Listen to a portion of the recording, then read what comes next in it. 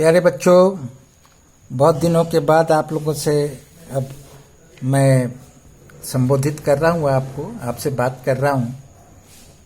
और पता नहीं कितना आपने इन छुट्टियों में पढ़ा। हालांकि मैंने आपको होमवर्क भी दिया था, उसका आंसर भी दे दिया था, आप मिला चुके होंगे। परसों मैंने आपको काम दिया था कुछ रिकॉल करने के लिए, और जितना अब तक पढ़ाई हो गई है उसको रिकॉल कीजिए, उसको एक बार से देखिए, और जो इसमें इम्पोर्टेंट पॉइंट्स हैं उनको आप याद भी कीजिए।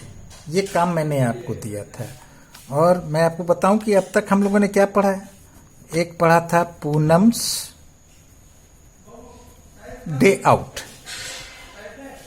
Day out. दूसरा क्या पढ़ा था? दूसरा पढ़ा था द प्लांट फेरी। ठीक है।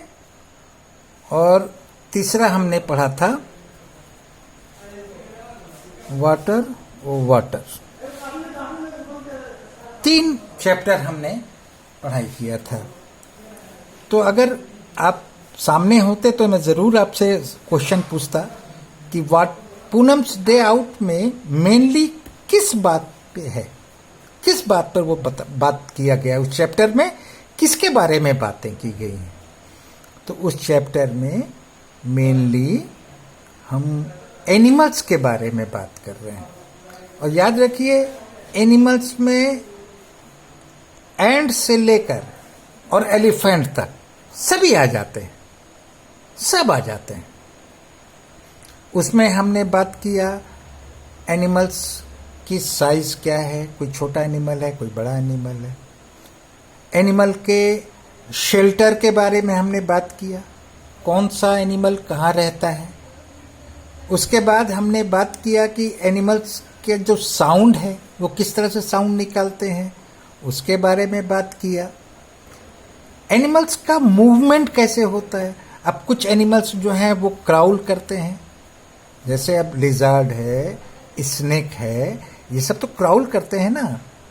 कुछ एनिमल हॉप करते हैं, कुछ चलते हैं, तो अलग अलग उसकी बात करते हैं। कुछ एनिमल पेड़ पर रहते हैं, कुछ बिल के अंदर रहते हैं, कुछ पानी में रहते हैं, कुछ लैंड पे रहते हैं, कुछ पानी और लैंड दोनों में रहते हैं।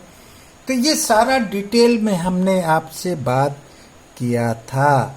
और जो भी बात किया था आप पुराना वीडियो उठाइए, उसमें से देखिए, क्योंकि कल को कभी भी अगर आपसे आपका टेस्ट लिया जाए तो आप फौरन उसका आंसर कर पाए। ठीक है। उसके बाद द प्लांट फेरी में हमने पढ़ा कि डिफरेंट टाइप्स ऑफ प्लांट्स होते हैं, उनकी पत्तियां डिफरेंट होती हैं, उनके कलर्स डिफरेंट होते हैं। तो हमने क्या बताया था? हमने बताया था कि प्लांट्स बहुत तरह के होते हैं। बहुत छोटा प्लांट होता है, बहुत छोटा, कुछ उससे बड़ा होता है, और कुछ बहुत बड़ा होता है। तो उसको 3 कैटेगरी में हमने बांटा था। जो बहुत छोटे प्लांट होते हैं, घास है, पुदीना है, छोटे छोटे प्लांट है ना, इनको हम हर्ब्स कहते हैं, बहुत छोटे प्लांट्स को। और जो उससे थोड़ी बड़ी होती हैं, मान लीजिए रोज है, मेहंदी का है पौधा, ठीक है, तो चमेली है, इस तरह के प्लांट्स को हम क्या कहते हैं? नींबू का प्लांट है। तो ये ना तो बहुत बड़े हैं ना बहुत छोटे हैं, इनको हम कहते हैं श्रब्स। और तीसरे तरह का जो है प्लांट को हम ट्रीज कहते हैं। यानी ट्रीज क्या है? जो बहुत बड़े प्लांट होते हैं उनको हम ट्रीज कहते हैं। उनके तना, स्टेम, जिसको ट्रंक भी कहते हैं, वो बहुत मोटा होता है, बहुत मजबूत होता है। ठीक है। फिर मैंने आपसे और भी बात किया था। मैंने कहा कि बहुत से प्लांट तो खड़े नहीं हो सकते, वो सीधे नहीं खड़े हो सकते जैसे ट्रीज खड़ा होता है। तुलसी का पौधा आपने देखा है तो छोटा, लेकिन अपने आप खड़ा होता है। लेकिन गोड है, पम्पकिन है, ठीक है, ककम्बर है, लौकी है, कोहड़ा है, खीरा है, ककड़ी है। आप देखते हैं इनके प्लांट, ये क्या खड़े होते हैं? नहीं, इनका स्टेम बहुत कमजोर होता है, अपने आप ये खड़े नहीं हो सकते, तो ये क्रीप कर जाते हैं, इनको इसीलिए क्रीपर कहा जाता है। और जब ऐसे प्लांट को कोई सपोर्ट दे दिया जाए, कोई लकड़ी है या कोई चीज है या उसके पास में कोई प्लांट है, तो उस पर लपेट के वो ऊपर चला जाता है, क्लाइंब कर जाता है उसके सहारे से, तो इनको हम क्लाइंबर कहते हैं। इसके अलावा मैंने आपको बताया था डिफरेंट पार्ट्स प्लांट के पार्ट्स क्या हो गए? एक जमीन के नीचे होता है जिसको हम रूट कहते हैं, ऊपर स्टेम है, उसके बाद उसमें लीव्स हैं, फ्लावर है, फ्रूट है, सबका अपना अपना काम है। रूट्स सॉइल से वाटर और मिनरल एब्जॉर्ब करता है, और दूसरा काम क्या करता है? Roots hold the plant firmly to the soil, जड़ पौधे को जमीन के साथ कस के पकड़ के रखती है। उसके बाद स्टेम का काम क्या है? वो रूट से वाटर मिनरल लेके पूरे प्लांट तक पहुंचाता है, हर पार्ट तक पहुंचाता है। लीव्स का काम क्या है? लीव्स प्लांट के लिए फूड तैयार करता है।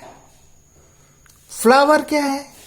फ्लावर कलरफुल पार्ट है प्लांट का, और ये सेक्सुअल पार्ट है। फ्लावर से ही तो फल बनता है, तो ये इंपॉर्टेंट है कि फ्लावर नहीं होगा तो फल नहीं बनेगा। तो फ्लावर से फ्रूट बनता है, और फ्रूट हम खाते हैं, हमारे खाने के काम आता है। और फ्रूट के अंदर सीड होता है, और सीड से नया पौधा भी जन्म लेता है, ठीक है। तो ये हम लोगों ने प्लांट फेरी के बारे में बात किया था। उसके बाद हमने बात किया था वाटर ऑफ वाटर, तो बहुत इंपॉर्टेंट चीज़ है। हमने समझाया था कि पानी के बिना तो कुछ भी मुमकिन नहीं है, कुछ भी पॉसिबल नहीं है, जीवन ही नहीं होगा। जीवन, पानी के बिना जीवन तो असंभव है। वो किसी के लिए भी, वो आपके लिए, हमारे लिए, पेड़ पौधों के लिए, जानवरों के लिए, किसी के लिए भी पानी के बिना कुछ चीज संभव नहीं है। पानी के बिना आप खेती भी नहीं कर सकते। बहुत से लोग कहेंगे भाई हम तो ठीक है, हम तो खाली दूध पी के रहते हैं, जिंदा रहते हैं। तो दूध कौन देता है? जानवर देता है। जानवर क्या खाएगा अगर पानी नहीं होगा? भूसा तो मिलेगा नहीं, पेड़ पौधे होंगे नहीं, तो खाएगा क्या? वो मिट्टी तो खाएगा नहीं। तो चाहे वो इंसान हो चाहे जानवर हो, पानी के बिना किसी का जीवन नहीं। उसके बाद मैंने आपसे बताया था कि क्या क्या हमारी जो मेन जरूरत है। अब जैसे खाना पकाने के लिए पानी चाहिए, पीने के लिए पानी चाहिए, नहाने के लिए पानी चाहिए, कपड़े धोने के लिए चाहिए, बर्तन धोने के लिए चाहिए, घर धोने के लिए चाहिए, ठीक है ना। हर चीज के लिए तो पानी चाहिए। खेती करने के लिए, जो आप अनाज खाते हैं, जो फल फ्रूट खाते हैं, पेड़ पौधा से मिलता है, वो भी पानी के बिना जीवित नहीं रह सकते हैं। तो प्लांटेशन के लिए, आप प्लांट के लिए जो इरिगेशन हम कहते हैं, सिंचाई है ना, उसके लिए भी पानी चाहिए। तो ये सारी चीजें बिना पानी के संभव नहीं। उसके बाद मैंने आपसे बात किया था कि पानी के कितने फॉर्म होते हैं, कौन कौन से सोर्सेस होते हैं पानी के। मैंने सारी बातें की थी कि रिवर है, वेल है, लेक है, पॉन्ड है, तमाम बात किया था। ये पानी के सोर्स हैं। और जमीन के नीचे से भी हम हैंडपंप से पानी निकालते हैं, समरसेबल से। अब तो आप समरसेबल वर्ड आप लोग के लिए बहुत कॉमन वर्ड हो गया है। एक जमाने में तो लोग कुआं से निकालते थे, उसके बाद हैंडपंप आ गया, फिर मोटर पंप आ गया, तमाम आ गया, अब तो समरसेबल चलता है। तो ये कहां से आता है पानी? अंडरग्राउंड। लेकिन अंडरग्राउंड में भी तो पानी जाता होगा ना कहीं से। तो मेन सोर्स हमारे पानी का वो रेन होता है, बारिश का पानी से ही वो हमारा अंडरग्राउंड वाटर बनता है। तो rain is the main source of water. उसके बाद हमने बात किया था कि अलग अलग फॉर्म क्या है इसके, तो गैसियस फॉर्म है, लिक्विड फॉर्म है, ठीक है, और सॉलिड फॉर्म है। आप देखिए अपने फ्रिज में आप एक बर्तन में पानी भर के फ्रीजर में रख दीजिए, सुबह उठेंगे तो देखेंगे तो आइस बन गया बिल्कुल। तो वो कैसा फॉर्म है, वो सॉलिड फॉर्म। आप एक बर्तन में पानी गर्म कीजिए और थोड़ा देर वहां खड़े रहिए, आप हीटर उस पर गैस पे चढ़ाए हुए हैं, कुछ देर के बाद दिखेगा कि वहां एक बर्तन में एक भी बूंद पानी नहीं। पानी कहां चला गया, पानी गैस बन गया, वेपर। तो उसका गैसियस फॉर्म है। फिर जब आसमान से बारिश होती है तो देखिए कैसा है वो लिक्विड फॉर्म है, ठीक है। तो इस तरह से हमने पानी का अलग अलग चीजें आपको बताया, पानी का यूज बताया, पानी का सोर्स बताया और पानी के फॉर्म बताए। ये सारी चीजें हमने बात किया हुआ है।